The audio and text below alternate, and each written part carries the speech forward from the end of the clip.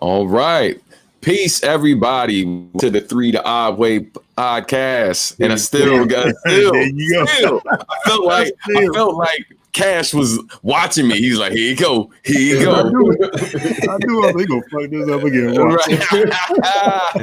Right. But yeah, peace, good, everybody. Peace. Welcome to the Three the Odd Way podcast.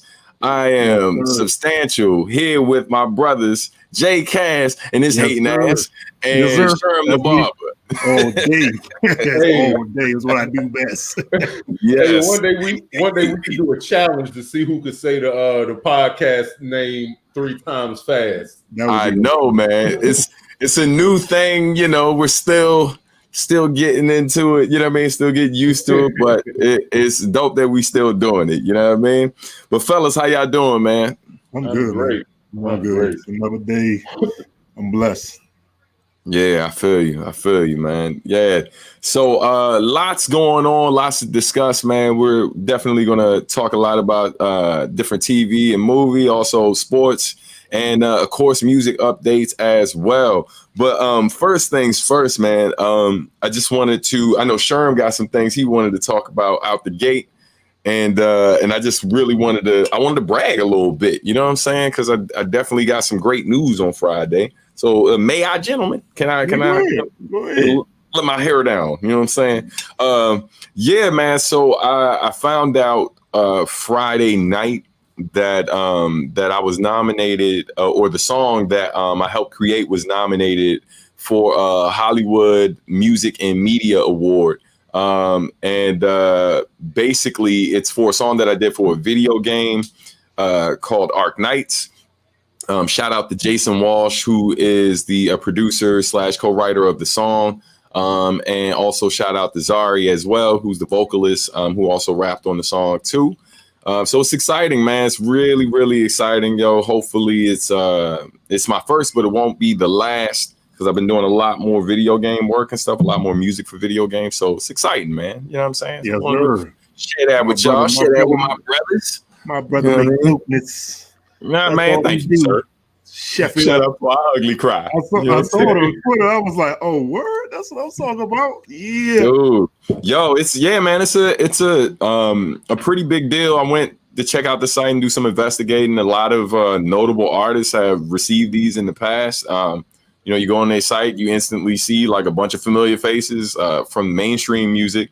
But you know, it was dope too, because the category that I'm in, some of the other nominees included Jaden Smith, his song that he did for the Miles Morales video game on the PS5, and then also the main song for League of Legends was also nominated, and you know how big that game is. So, dude, it's, you know, definitely shout out to all the other nominees, man. We're definitely in good company, so it's exciting, dude. Like, regardless of win or lose, you know what I mean? It's a step in the right direction. Yeah, so, bro. Yeah, bro. 2K soon.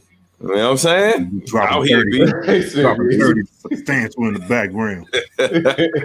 Why not? Why not? I'm here for it. You know what I mean? Substantial, aka the money. Yeah, remember that shit? AKA took it back. The breaker lady, middle breaker faithfully. What? He took it back. Y'all don't know nothing about that. You know what I'm saying? He's supposed to. Man, I don't even think we we never released that joint, right? Nah, you did. Nah, that's crazy. That's crazy. Yeah, that's how you know we used to play the stuff we all made together a lot, like amongst the inner circle. Like, yeah, man, I could definitely quote so many bars from that joint like it was getting played on the radio all the time. You know what I mean? Yeah, man. Yeah, man. Shout out to Original Scan Crew, UV, all that good stuff. Cash the Lyrical Renaissance. You know what I'm saying? But sure, man, what's good with you, man? What you sipping on, son? What do I have here tonight? I got Pajama Pants by Union Craft Brewing. Yeah, only Sherm, yeah. Check out the can. I love it. Nice. Hold up, some of the can again? Yo, it's pajamas on a can for those of you who are listening to the podcast. Wow. Yeah, and this is a oatmeal stout infused with roasted coffee. It's pretty straightforward stout.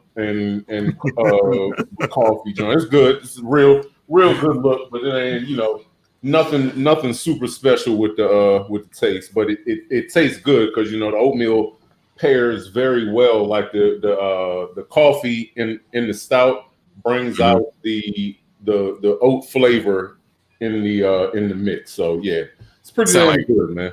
Sounds like breakfast for drunks. You know what I'm saying?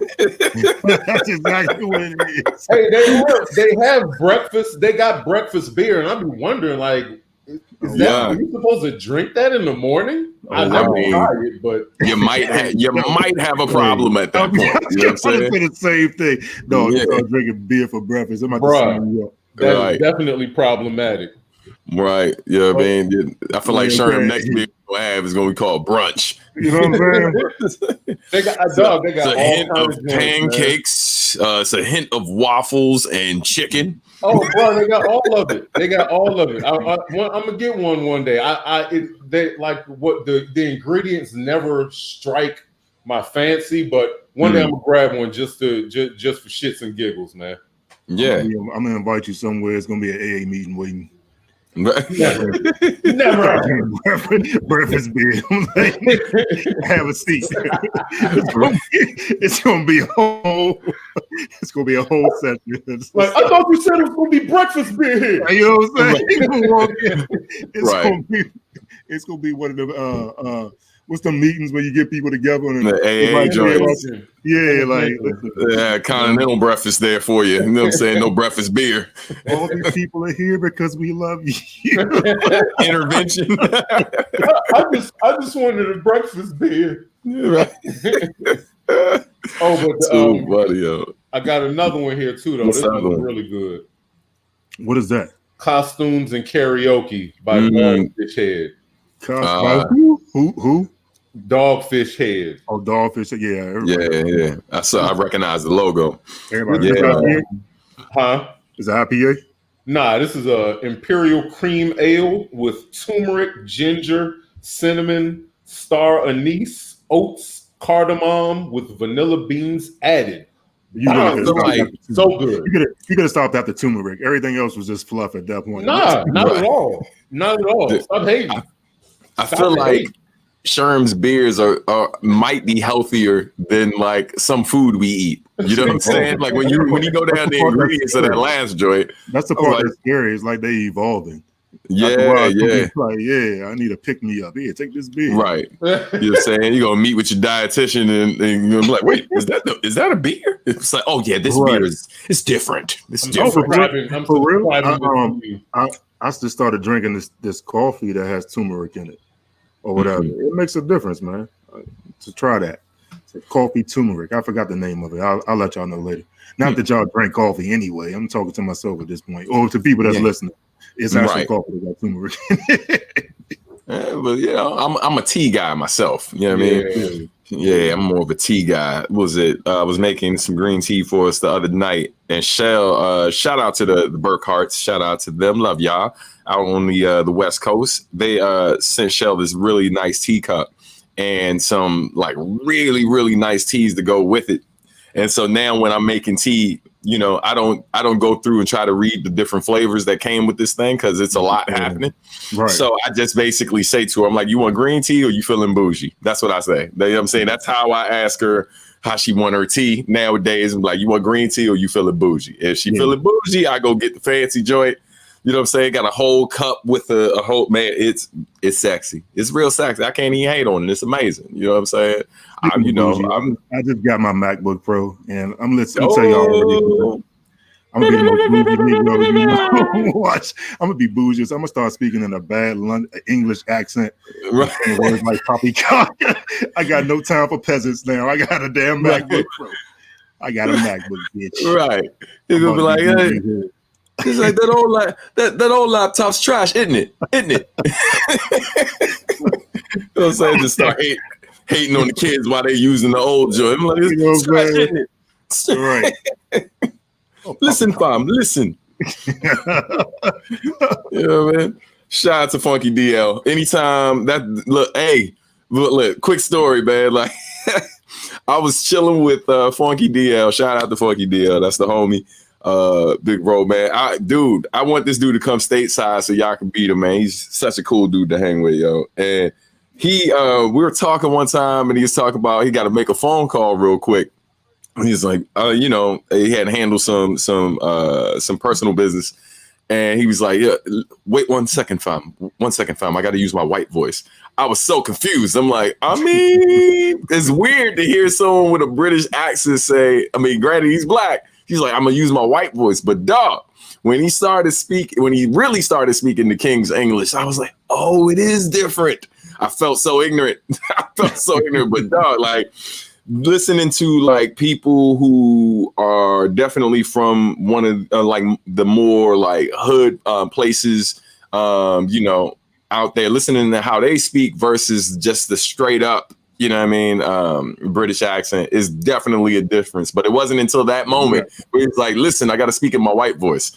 And he did it. And I was like, oh, you got to hear the UK battle rappers though. Yeah. Oh yeah, they nasty. Oh yeah, they man. nice with it, but damn, I'm sitting here listening to the accents like I can't even take you seriously, bro. You sound like Mary Poppins. He ain't mean it. He ain't mean it, DL. I'm just thinking saying some gutter shit like but they do. And like right, but it's hard to take that serious when you sound like Mary Poppins. It's real proper. You know what I'm saying? I'm just like, damn, I feel like I'm about to get a proper ass woman. You know what I'm saying? This is crazy. Yeah. I hope no UK battle rappers hear me saying this and then be like, I'm going to fire his ass up with a hot 16. And I'm just playing. Right. You know what I'm saying? Cash out here trying to hurt my career. You know what I'm saying? You know? I know, right? Oh, so I'm going to hit it. Look. Someone tweeted. Someone tweeted something the other day. Because Koji Radical had said, yo, who should I work with on my new album? So shout out to one of the fans. They basically tagged me. They tagged like a bunch of other rappers. And, so shout out to Cash for pretty much ruining my chances just now. I had dreams, but if it was going to happen, it's not going to happen now. So thank you, Cash. You ain't shit. You know what's sad about that? I would listen to that song like all day long.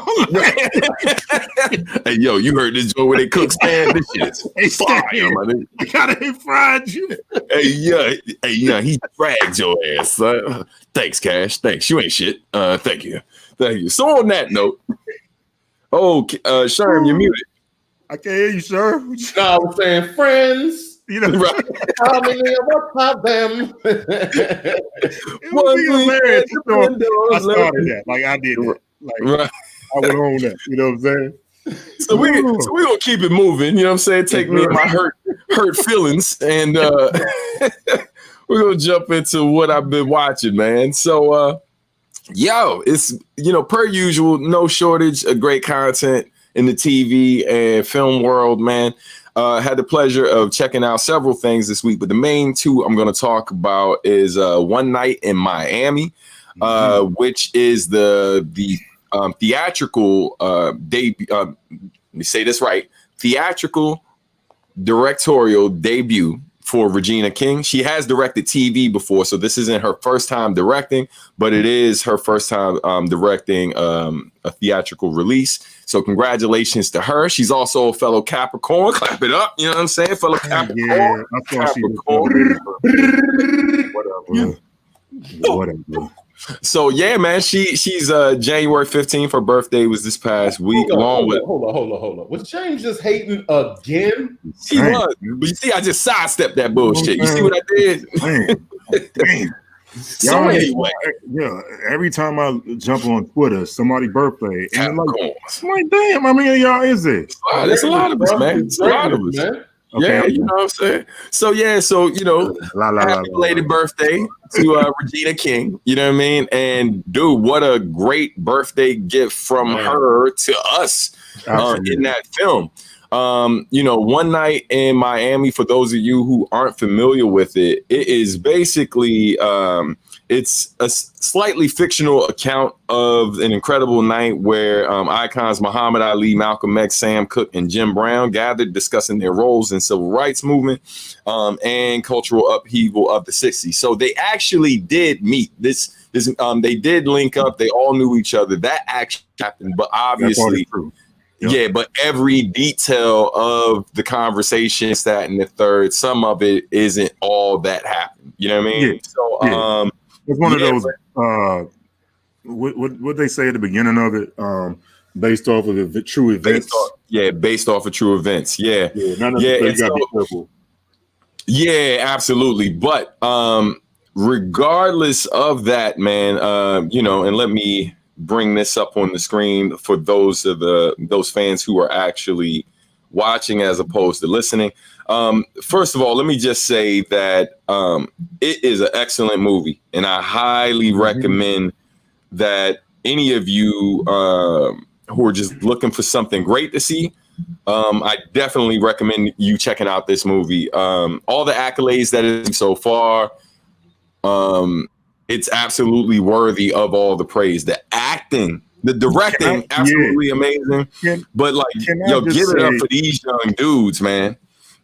Can I just say the I don't know his name yet, but the one they cast to play Muhammad Ali, man. Yes, He yeah, did man. an amazing job with the phonics of his voice, the way he was acting, the facial expressions.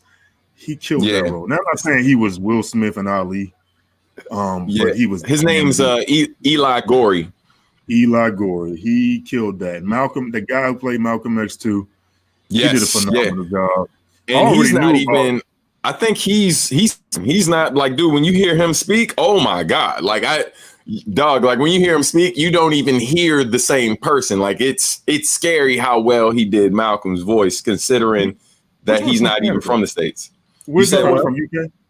I think so. UK? Yeah. I'm a little different. You say you're a little different about what? I'm a little different with my perspective. Sure, let's do it. I think it was definitely a dope movie. Like I loved it. I love the contrast of the characters' perspectives. I love the depiction of the characters. I love the light that they had everybody in, the situations that they had them in, everything. The only thing was, being that we've already had excuse me. And this is no slight at all. This is just, this is some nitpicky bullshit. But being that, we've already had a Malcolm and we've already had an Ali. And the Malcolm and Ali that we've had are legendary, cannot be touched. So the whole time I'm watching these two brothers, and like I said, no slight to them, it's a great movie. But I'm looking at it with a side eye the whole time, like, yeah, but you ain't Denzel though. But that just ain't Willie though. But like I said, it's some nitpicky bullshit. But it was a great movie, man. Great movie. Yeah. Yeah, I mean, it's funny. I don't think for me, I didn't necessarily feel that at all. I think what's dope sometimes about having an actor who isn't as well known play people who are well known. You don't hear and see them like when they're portraying this other person. Like I definitely, when I watched Ali, because Ali was a solid movie. It wasn't necessarily like I didn't put it on the same level I did like Malcolm X and other biopics, but it was definitely a solid movie. But like, I don't know. It's most of the time when I see a Will Smith movie or a Denzel Washington movie, and they're amazing actors. They ultimately sound the same. They sound and feel still very much like themselves, even in some of these other roles or whatever. You know what I mean? It's like yes, yeah. Like I can hear it, but I can still hear Will, because we've been listening to this dude since he was in his teens. So it's like I still hear him. Where this guy, because he's so new, like for example, the first thing I saw him in was actually on Ballers on HBO, and one, he's like, the person he's playing is an athlete as well, but that's where the similarities stop. So it was kind of easier to buy in, outside of the fact that he looks nothing like him. But in terms of like the body language, in terms of the vocal tone and stuff, and the different things he was doing, it didn't take long for me to be like, oh, yo, he really embodied this dude. You talking about the guy who played Ali? Oh, Ali? Who played Cassius Clay. Yeah. Oh no, I thought he was dope. That's what I'm saying. That's what I'm saying. I thought he was dope. And then Will is Will, but you know what? I yeah. always have a reservation about Will Smith when I'm watching his movies because I'm used to seeing the corny Will. So I'm impressed because he translates from the corny Will into somebody else. So that's why I always give him props when I see him pull off something like Ali. You know what I mean? Or when I see him pull off something like Enemy of the State. You know what I mean? Because this ain't the type of Will that I'm used to seeing. You know what I mean? Right. He's goofy. You know what I mean? And when he doesn't do goofy and he does something else, I think I give him a little bit more props for pulling it off. If you recall, though, his first role was a serious role. He played a gay dude. 6 Degrees of Separation. Yeah, I know. He's like a con artist. That showed his range, but when you do a biopic and you pulling off another person or somebody as famous that somebody else knows, if you do that extremely well, it kind of, to me, my opinion, it sets you apart. Like everybody saw Jamie Foxx acting before as well, but when you translate from the acting that he was doing and then he does Ray, it's like, oh, he's transcended to a whole nother level. So that's what I mean when I say the Will Smith that I know versus the Will Smith that actually pulled something off. You know what I mean? Sure. But I thought that he did a phenomenal job. The movie wasn't all about him, first of all.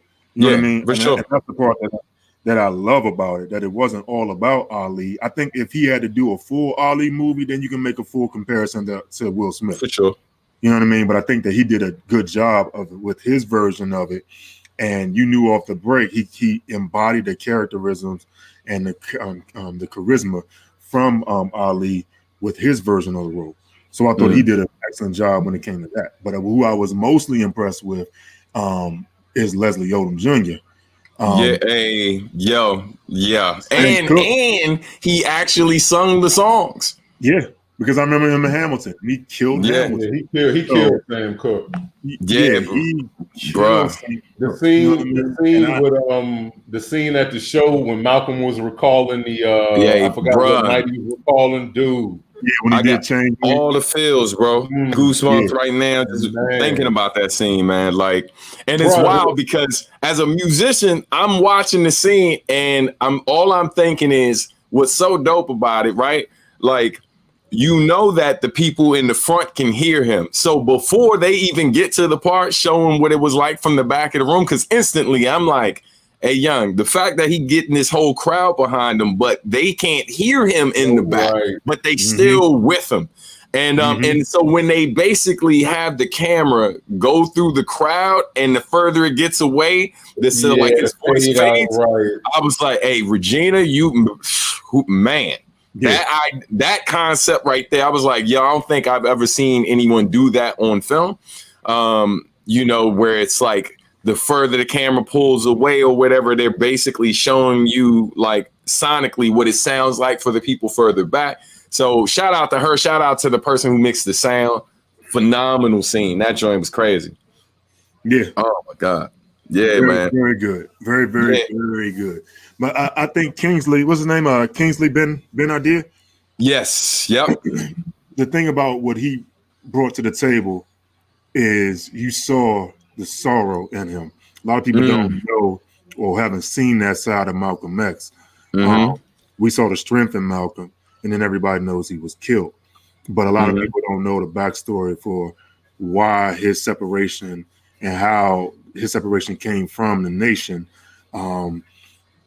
And you can see that in his role. You know what I mean? Like he was at a crossroads that really didn't have any more options. He still had to walk in the power that he was, but he also had to figure out and navigate his next move for all the people that still followed, reverenced, and looked up to him. And that's what I got from his character that I thought was amazing that we didn't see out of Denzel. What we saw out of Denzel was the power side. You know what I mean? We saw that he had issues towards the late end, and then we saw the murder. You know what I mean? This to me, you don't really.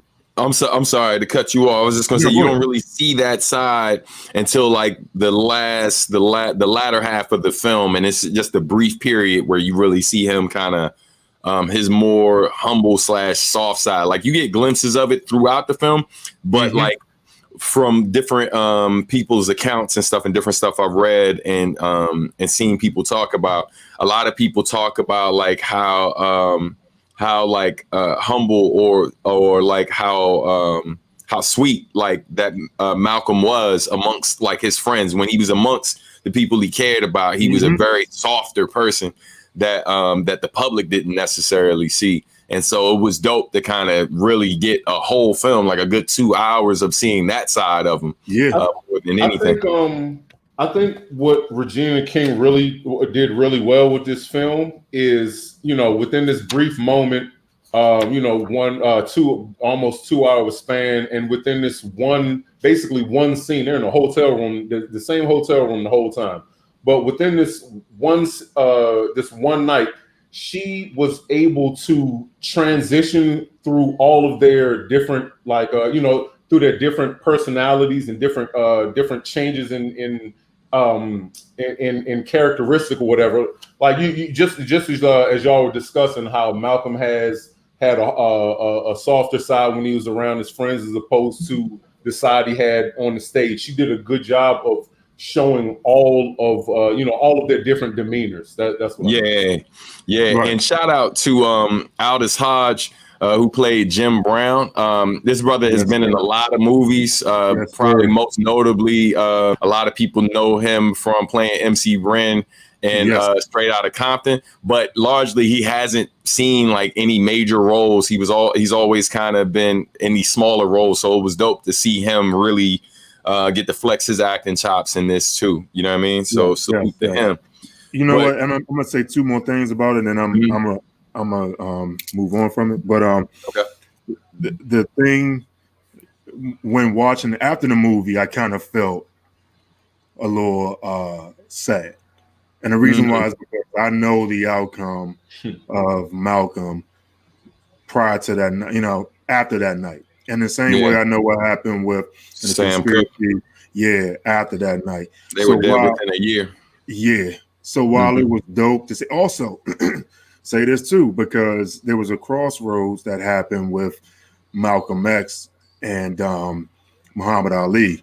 Of course, the movie shows how he kind of introduced Cassius Clay into the nation to when he became Muhammad Ali.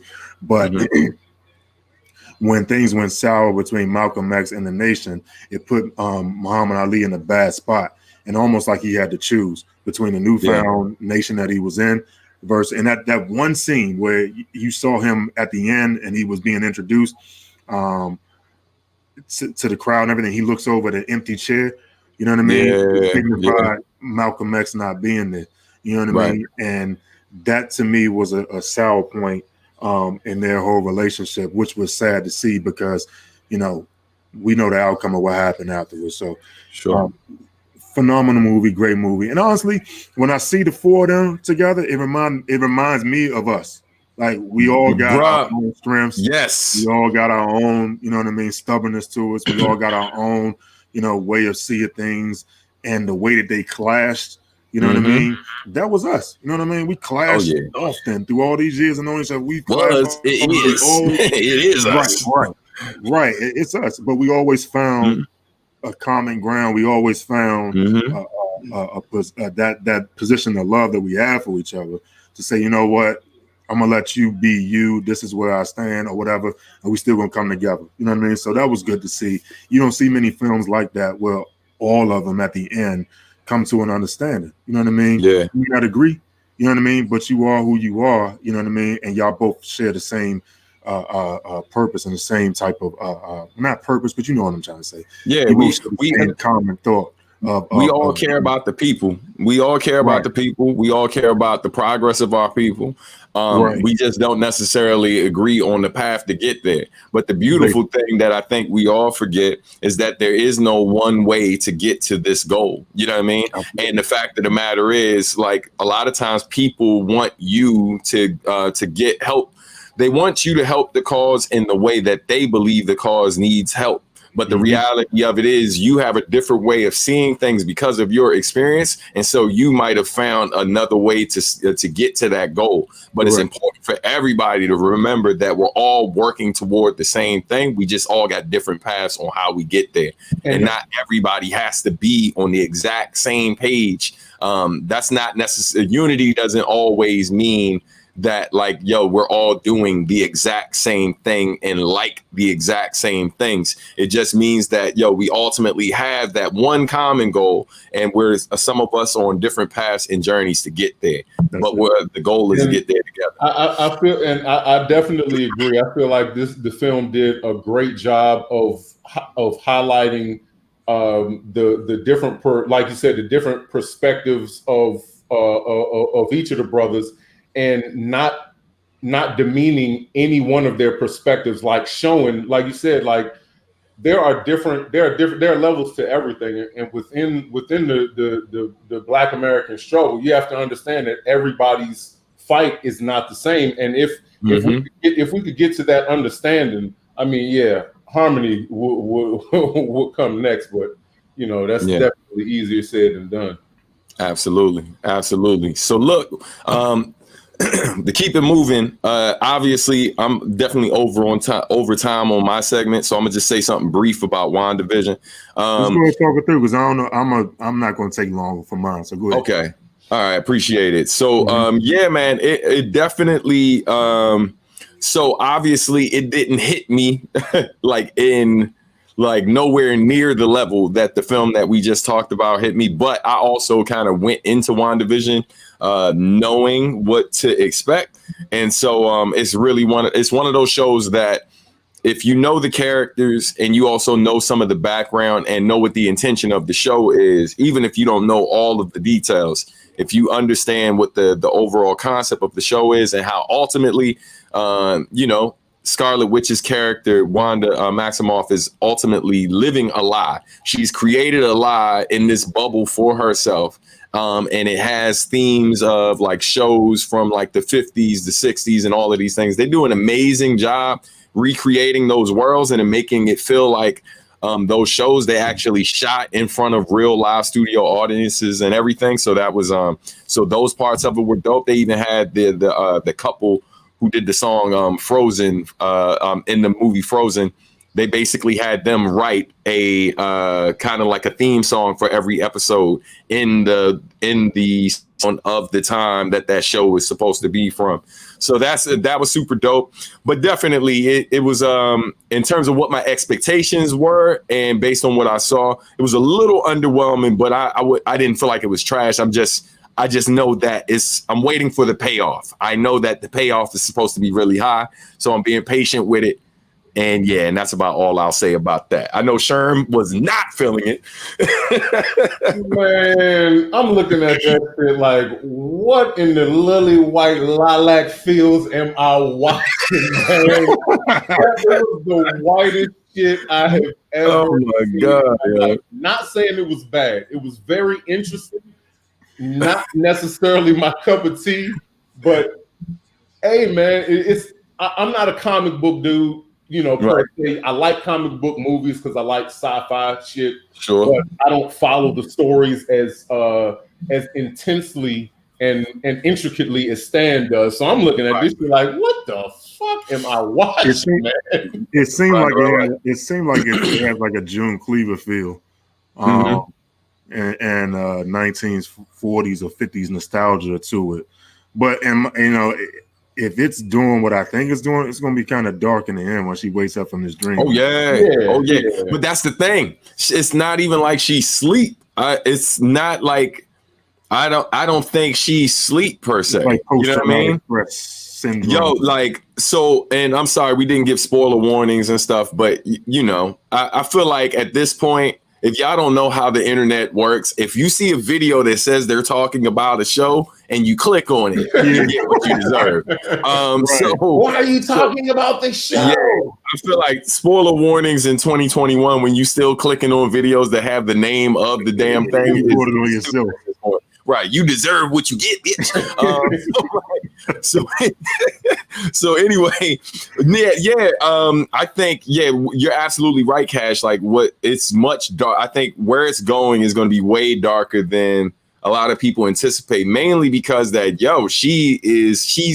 she's created the lie for her to live in. And so the biggest question becomes like, so all of these people that we're seeing are ultimately slaves, right? Like she's controlling them all.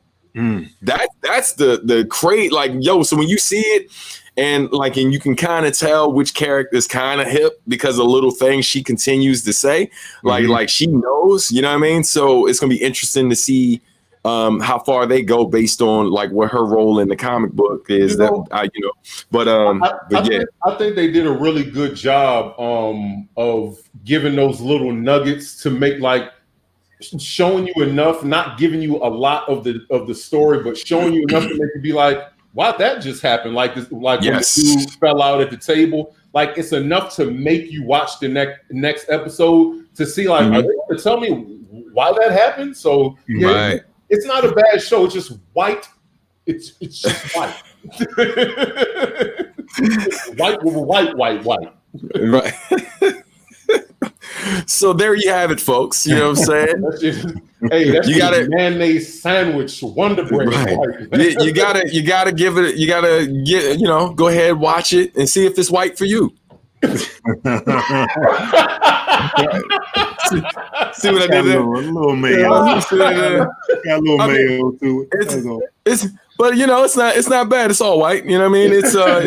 Oh my God. Seriously though. It's for me, it's a solid start. I'm definitely interested to see where it goes. So, but we'll see. Someone came to say hi. It happens. It happens. I love you too. I love you. Family. You gotta love it. It's all right. So that just happened. Hey, right? Schedules, bro. Hey, it is what it is. So on that note, up next,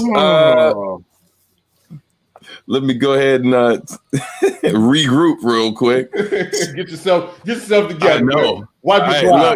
Right, I'm smiling, but inside, I'm fuming. Close the door. You know what I'm saying? I love you.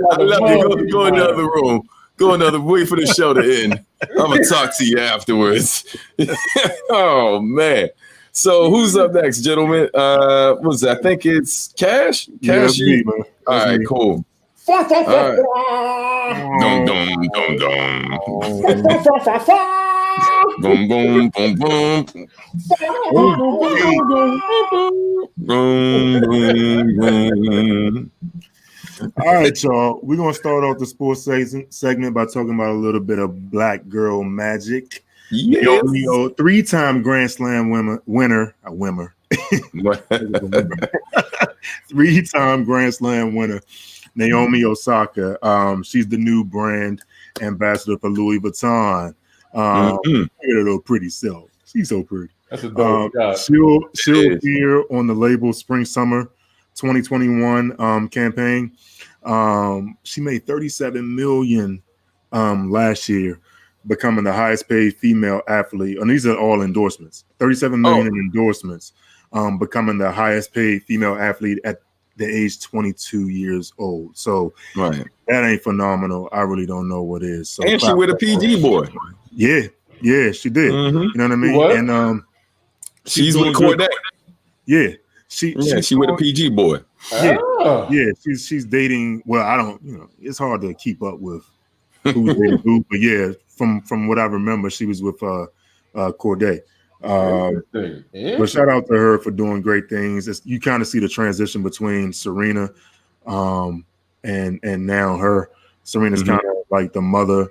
You know what I mean? Well, she is a mother, but she's like been doing this for a while.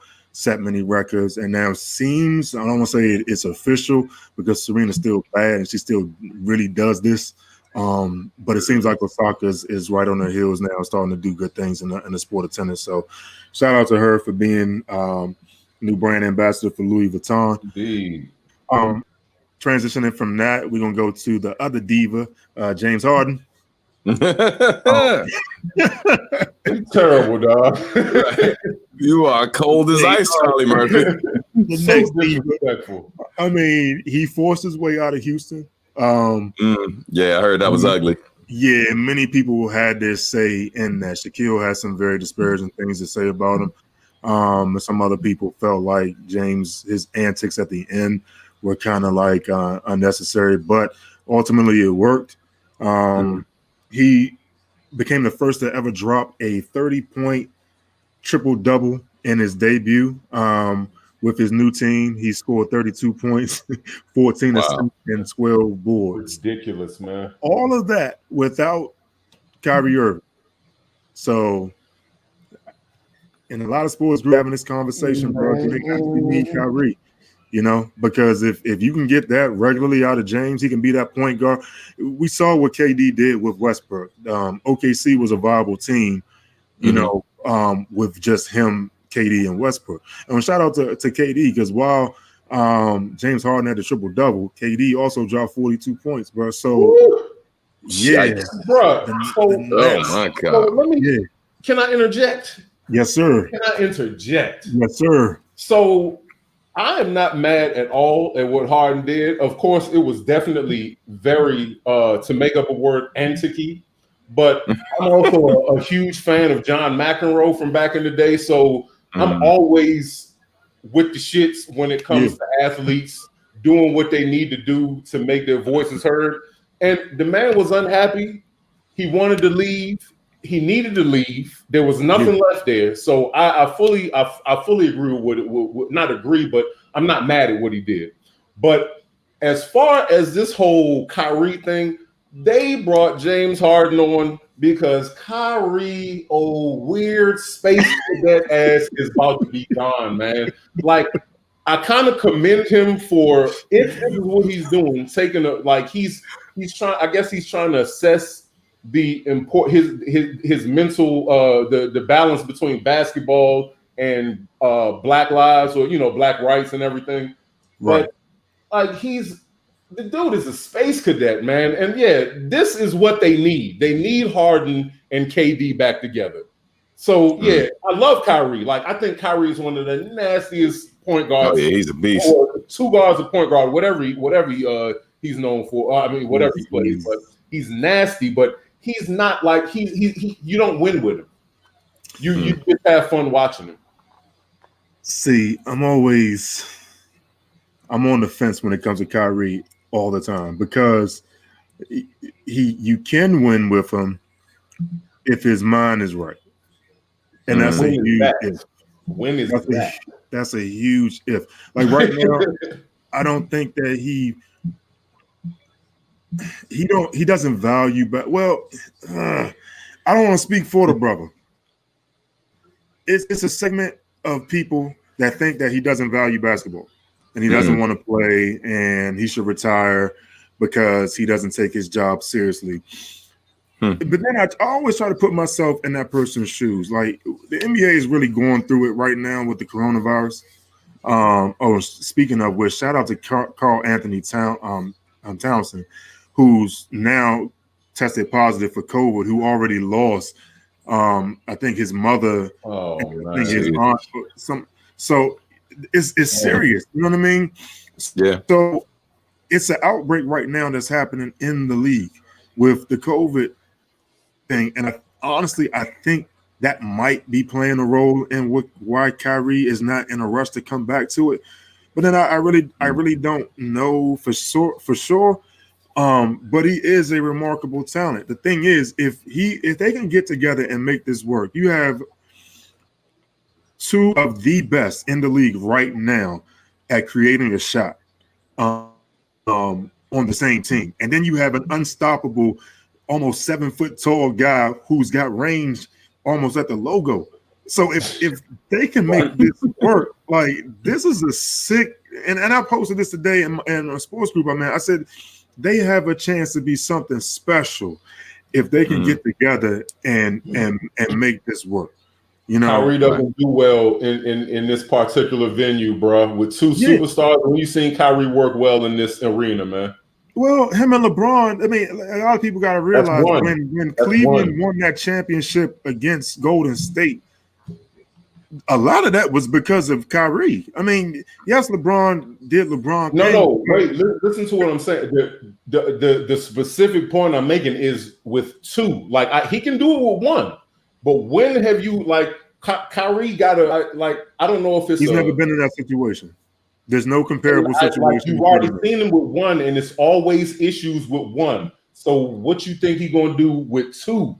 I get it, and that's what I'm saying. It's a lot on the table. The good thing for the Nets, though, is that you see that James Harden and KD can work. Does that make Kyrie expendable? Yes, kind of, sort of. You know what I mean? Like you may not win 70 something games because you're missing one of them, but you can make it to the finals with just those two and the cast that they have right now.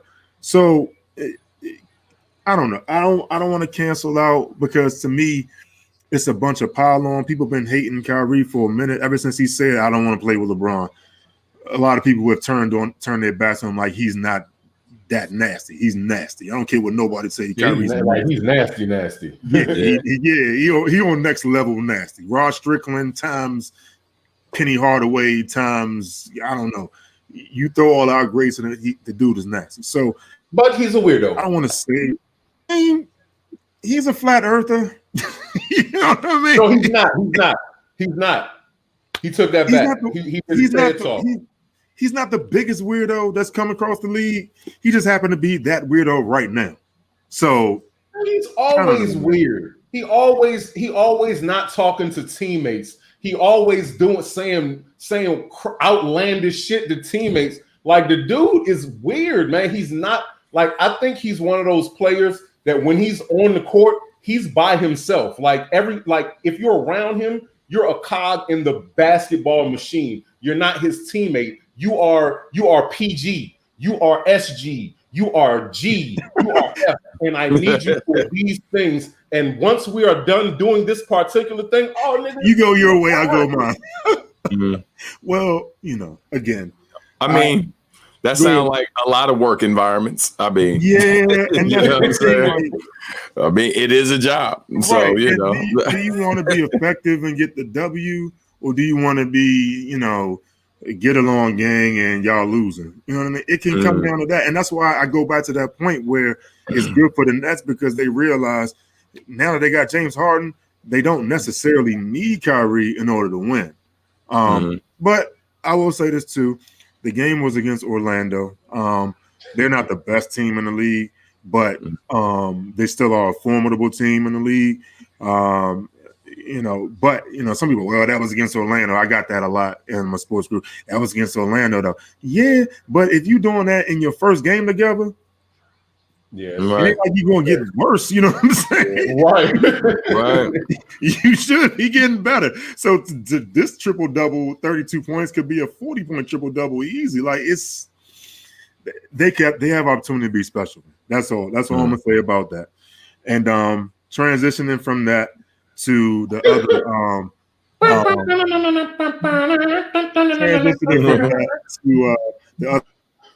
victim, Lamar Odom. You see where I did that? Clown shoe. Yeah, you see where I did that? Anyway, so on his hands.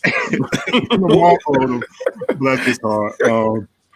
I feel a lot more for Lamar Odom, the man, than I do for Lamar Odom, the basketball player. He's joining the celebrity boxing circuit, expected to step between the ropes this summer in Atlantic City. So 41 years old. I think he needs the check. I don't know. Maybe he's always had an infamy for boxing and he wanted to give it a try.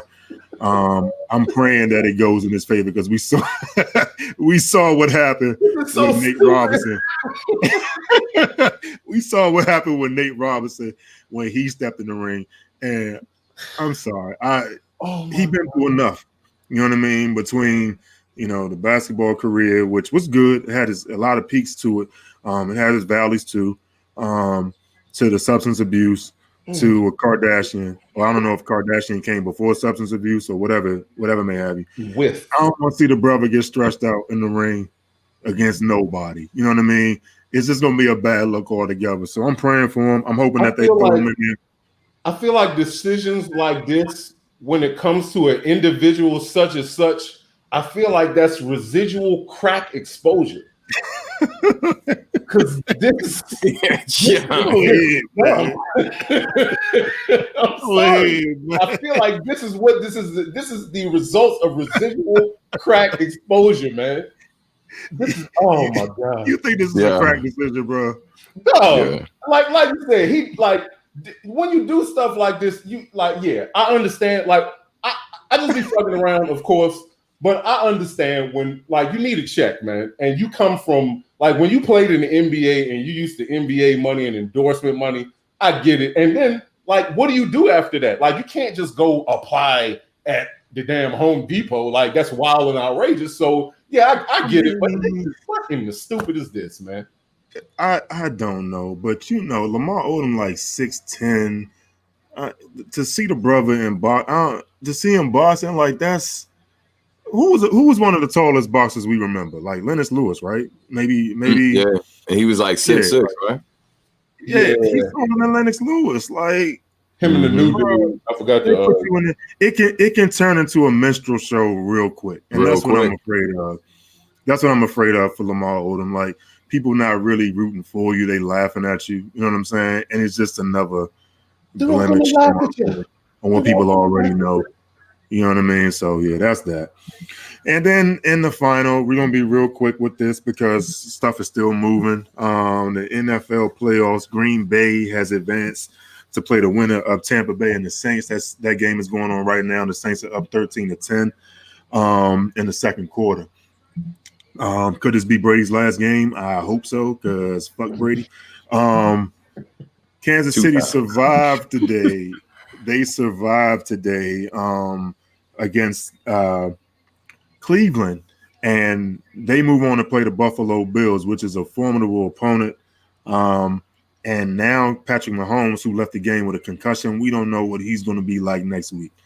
So that can turn ugly quick. They trying to be a repeat Super Bowl winner. We haven't had that since the Patriots. So I hope he's okay, and I hope they have a good game.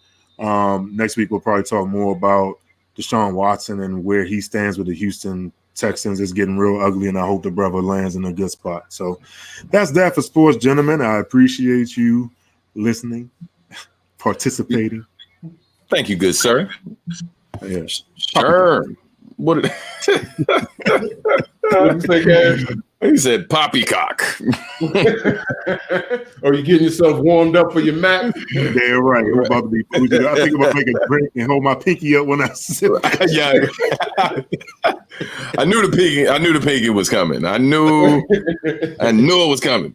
You know what I'm saying? You'll be sipping whiskey or whatever with the little joint. Yeah, right up in the air. Right. Say, what you got for us, Sherm? Come see father. I'm busy right now. Oh, poppycock. Take the mic from this man, Sherm. All right, so in the wild, wild world of hip hop, first of all, just got a brief update on MF Doom. Of course, RIP passed on October 31st. But just got recent word that Stone's Throw has been approved to release Madvillainy 2. Yeah, right. To all the Madvillain fans, I know that you understand what this means. The only person that can produce for MF Doom better than MF Doom is Madlib. So this is long awaited. Apparently it was 85% done for the longest time. But in typical MF Doom villain style, he just kept saying it was 85% done and it never came to fruition. but all of a sudden, some of the songs started appearing on other people's albums. So, you know, they just kind of left it alone and let him be Doom. But they brought it back up to MF Doom's team. Stone Store brought it back up to MF Doom's team recently, and they okayed them to go ahead and release the project. So I am definitely in high anticipation of that. Like, that is one of the best duos in rap since fucking damn near Dr. Dre and Snoop. Like, you know, that's I'm just throwing the name out there. Of course, there are more. Please, like, cut it out. But yeah. So, how y'all feel about that? I mean, you know what? I am interested to see. I'm actually more interested to see what's going to happen with the 15% that wasn't done. Like, so if they're going to take maybe some unreleased vocals from him to hear, because Madlib been dirty forever. He's just been dope forever, right? So I'm curious with like the streak this dude has been on in recent years in terms of like the quality of production. Like, I kind of want to hear him over some of what Madlib's been doing in the last few years, because we already heard him over the other stuff. And so this is kind of an old project, technically. So I'm actually interested to see what they're going to do to kind of fill the void of the stuff that, of the percentage that wasn't done. So, yeah, man, I mean, I definitely agree with you that, those two work extremely well together, like complement each other so well. If you're familiar with the Quasimodo stuff, you know what I mean? Like that Madlib would do with the different interludes and just the crazy voices and stuff. Yeah, man. When you found out that they were working together, it made absolute sense. And then the project was what it was. So, yeah. One of the most legendary loop diggers of all time, man. Him and Doom are the most legendary loop diggers ever, man. Yeah, for sure. I'm definitely looking forward to it, man. That's all I can say about it. So when it releases, let me know. Hey, for sure. But yeah, so definitely on the lookout for that. Next up, been catching some pretty dope visuals lately. I am definitely a huge fan. Like, I hate singles, but if I'm gonna participate in listening to a single, I appreciate when it comes with visuals. So I really appreciate these brothers for providing such so that I could have some shit to look at. First, we got Family Business by, not Family Business. The song is called Skip This Ad by Family Business featuring Crooked Eye. Some classic, I don't know if I think that shit is more so of a Midwest flow than it is a West flow, but it's like classic cypher, like Midwest to West Coast cypher type shit. These niggas is like rapping at 6,000 miles per hour. They are killing this. It's I don't know who the other artists are, but like I said, the group is called Family Business. It's just a straight up white background, just niggas in the cypher spitting. I love it. Dope. So check that joint out.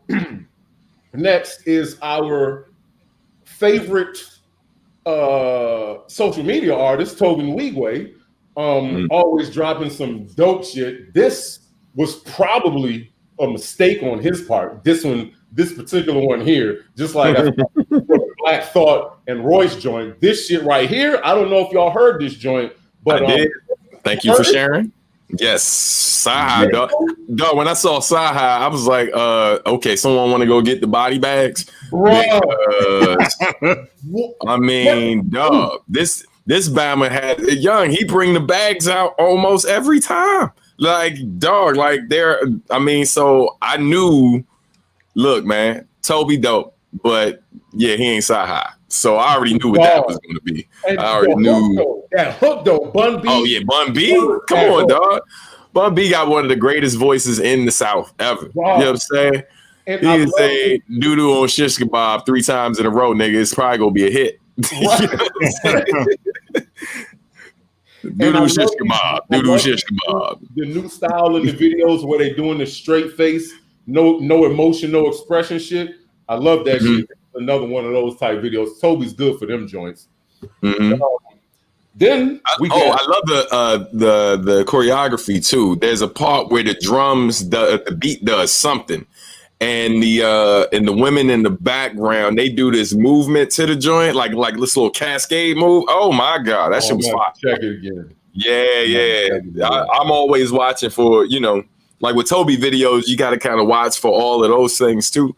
On top of the fact that, he has a fashion marketing degree, I believe. I might be saying the degree wrong. So he actually designs a lot of the stuff they're wearing. And so the visuals are always interesting. But go ahead. My bad. He's definitely completely an artist. When you say artist, capital A, when you talk about that dude. Because just like you said, the visuals in the video, you don't catch them the first time. You always got to pause, go back. You know what I mean? So yeah, he's definitely dope with what he does, man. For sure. Yeah. So next we got Oswald Benjamin, who has, and that is our highlight for tonight. He has 3 visuals actually for his new project called Joy Comes in the Morning. Super dope project. To me, it is his best project. And not necessarily because of, it definitely shows growth from Godfrey to now, which was his first album. But it's not necessarily because he's grown so in leaps and bounds lyrically. I think this project just came at a perfect time for the listener, one being myself, and for the artist. He appears to be really comfortable in the pandemic, being inside. Well, first, let me talk about these videos before I get into the album. He's got a video for Pandemic and Joy, which are 2 tracks off of the album, and he's also got some visuals for a little docu-series he did leading up to the album called Road to Joy. I saw part 7, and that shit is super dope. It's kind of reminiscent of J. Cole's old videos, like real high quality, like really emotional, really involved, really behind the scenes with the artists and the people, the people that they care about. So it's really dope visuals. But back to the album. He actually, in the process of doing the album, he actually lost a really close friend of his named Najee, who actually appears on an interlude on the album. And it's just an album about him dealing with the loss of his friend, dealing with the pandemic. He got married between the last album and now, so he's dealing with being basically a newlywed in the midst of this pandemic, which I'm sure both of you have heard the statistics, the divorce statistics, despite in that since the pandemic has been alive and kicking.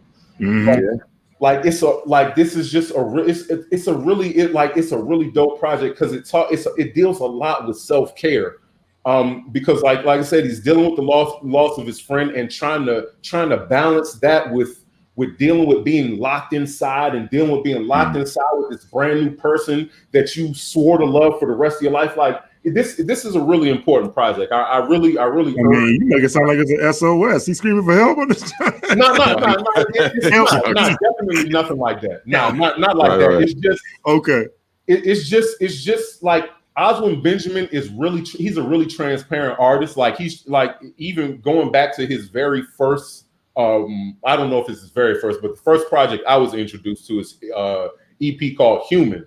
Like he's just a really transparent, like really like down to earth and like really self-concerned, like not self-concerned kind of artist, but not self-concerned as far as he goes, but concerned with the well-being of people in general. So it's just him exposing himself and just I feel like it's just him saying to everybody, it's okay to be going through what the fuck you going through because I'm going through shit and I'm letting you know that I'm doing all right. Like, yo, Pandemic. Oh my God. Pandemic is such a dope fucking song. That is my favorite song on the album. The standout tracks to me are it's a track BJW, like I said, Pandemic, Cabernet, which is a upbeat, dancey joint, which he really grew into those tracks. He's got like 2 or 3 upbeat, dancey joints about love and love life. Moving Different Air Murph, which is the interlude with his homeboy who passed, Talking to God, Black and Blue, and 7 on 7, which is actually featuring Robert Glasper. Yeah, but I really urge everybody to check this out, because like I listened to this album while I was riding my bike, because like I've really been and I know we kind of overtime, but like put it in the comments if I go long, guys. But like just since this pandemic has been going on, I've been really paying attention to a lot of the information about self-care and about what's been going on with families and relationships during this. And I just really would hope that hope that I can encourage everybody, get the fuck out and go do something. Because I know as far as we go, as far as brown people go, we are not supposed to be sitting inside all day. And the reason why this transitions into self-care, my own personal self-care, is because I love riding my bike. I got a bike recently during the pandemic, which really, I'm telling you honestly, has saved my life. That is not an exaggeration. During this pandemic, it's allowed me to get out and be one with the earth, one with nature, one with myself. But I just really encourage everybody to get out and do some self-care, as far as getting out, exercising, and just getting out and getting some sunlight, because this, like, we gotta get out of this shit. And we got to get out of this shit, and we got to be able to prosper past a few years or even decades after. Like, and while we're doing it, we got to still have a good quality of life. And you know, a lot of newscasts, they're not really focusing on that. They focus on the vaccine and everybody staying inside, which I'm definitely for. I'm definitely all for putting your fucking mask on, and I'm definitely for social distancing and staying inside. If you ain't got nothing to do, man, like if you just going out to just go be in the way, stay your ass inside.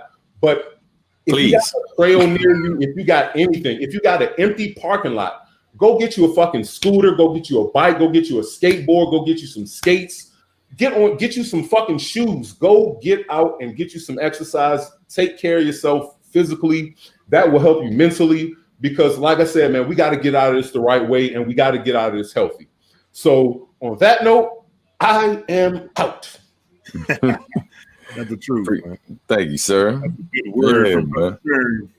Yeah, man. So, yeah, man. I appreciate you, Sherm. Thank you, man. We were talking before the joint. Sherm was giving me the same advice as well. And of course, you know, I'm hard-headed, million excuses, trying to get this bag, take care of these babies. So definitely, we all got to do better. I don't think anybody can disagree with that, man. On this note, I just wanted to show love a couple, just kind of end with this. Number one, I'd be remiss if I didn't self-promote a little bit. Released some new music on Friday, new instrumental, Wish 'em Well. It's from the Dirty Sneakers project. It's the instrumentals now starting to roll out. That just dropped on Friday. And then, by the time you all see this, it will be Monday. And Steph has just dropped this song called Hymnal for the Lamented, which is a tribute to all the folks that we lost last year. And she responded when I reached out to her saying that, number one, I love the joint. And I was like, hey, I would love to remix it. And so she gave me the green light to do just that. And so I actually have it here to play. You know what I mean? For y'all, it might be a little harder for y'all to hear without the headphones. But I got it hooked up, and we'll see how that goes. Y'all let me know how it sounds. Right? No. I mean, I can do that too. That will probably be better. Let me bring that up. Yeah, so the fans, if they throw their headphones on, they can get the good juice. Oh yeah, well yeah. The way I was going to play it, they were going to get the quality. They just weren't going to see it on the screen. But I can do that too. Okay, you know what I'm saying? Okay. But hold on. So that way they know where to go to support her. You know what I mean? All right. So let's put this up and go ahead and highlight our sister from another mister real quick. Let's do this. Audio. Shazam. All right. So This is the new single right here from Steph, and we'll go ahead and give you a listen. You know what I mean?